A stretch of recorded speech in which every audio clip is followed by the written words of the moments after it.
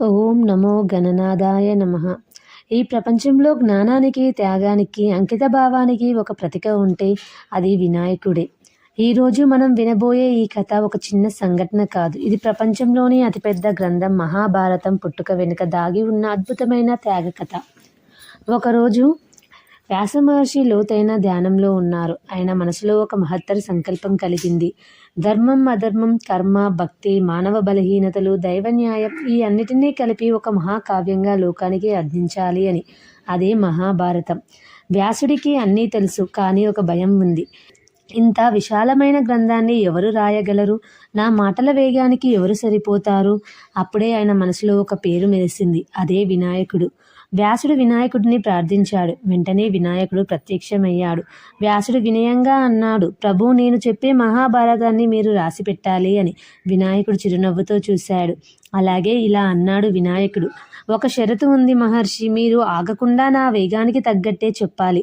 ఒక్క అక్షరం కూడా ఆలోచించడానికి నేను సమయం ఇవ్వను అని అన్నాడు. వ్యాసుడు క్షణం ఆలోచించాడు. తర్వాత సరే అన్నాడు. కానీ నా షరతు కూడా వినండి అని అన్నాడు. వ్యాసుడు ఇలా చెప్పాడు, ప్రతి శ్లోకాన్ని అర్థం చేసుకున్నాకే రాయాలి, అర్థం కాకుండా రాయరాదు అని వినాయకుడికి చెప్పాడు. వినాయకుడు సరే అని నవ్వాడు. మహాభారతం ఇలా ప్రారంభమైంది. వ్యాసుడు చెప్తున్నాడు, వినాయకుడు రాస్తున్నారు.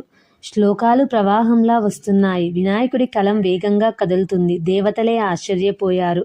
ఇది సాధారణ రచన కాదు, ఇది యుగాల కథ. అలా రాస్తున్న సమయంలో ఒక్క క్షణంలో వినాయకుడి కలం విరిగిపోయింది. అది చిన్న విషయం కాదు. కలం లేకపోతే రచన ఆగిపోతుంది. వ్యాసుడి మాటల ప్రవాహం ఆగదు. ఒక్క క్షణం ఆగినా మహాభారతం ఆగిపోతుంది. లోకానికి ధర్మ సందేశం ఆలస్యం అవుతుంది. ఆ క్షణంలో వినాయకుడు ఏం చేశాడో తెలుసా? వినాయకుడు ఏమీ ఆలోచించలేదు. దంతాన్ని పట్టుకొని విరిచేశాడు. అవును, తన శరీరంలోని భాగాన్ని కలంగా మార్చుకున్నాడు. ఆ దంతంతోనే రచన కొనసాగించాడు. ఆ రోజు నుంచి వినాయకుడు ఏకదంతుడు అయ్యాడు. ఒక దంతం తగ్గింది, కానీ జ్ఞానం పెరిగింది. శరీర నష్టం జరిగింది, కానీ లోకానికి అమృతం లభించింది. ఏకదంతుడు అంటే త్యాగానికి ప్రతీక, కర్తవ్యానికి అంకిత భావం, అహంకారానికి విరామం. మన కోసం కాదు, లోకం కోసం జీవించడం.